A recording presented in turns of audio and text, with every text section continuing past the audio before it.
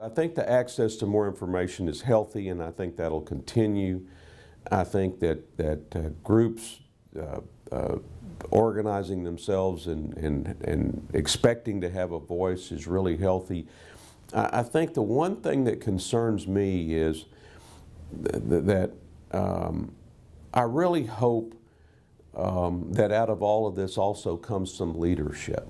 And by that I mean, I hope that we have people that are in positions of leadership, whether they're in public office or whether they're leading these groups, that don't lose sight of the fact that it's not only okay for them to have an opinion, but they're obligated to show some leadership on these issues.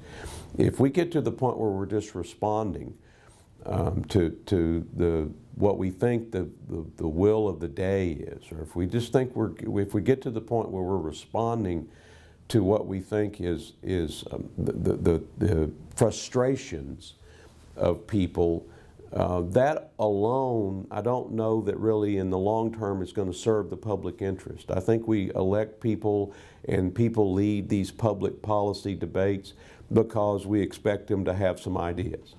And the one thing that concerns me about this is that I really hope that people understand that going forward there's still an obligation for them to take a risk.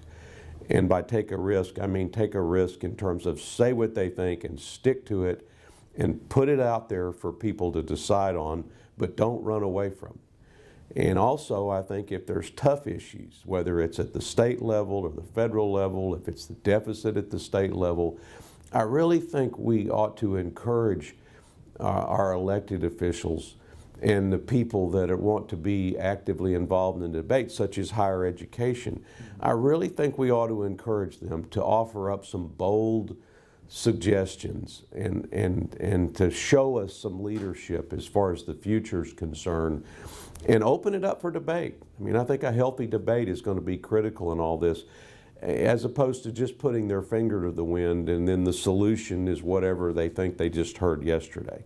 There's a fine line between responding, I think, to the anger of voters and not demonstrating leadership about critical issues of the day. And I think we're going to struggle with that.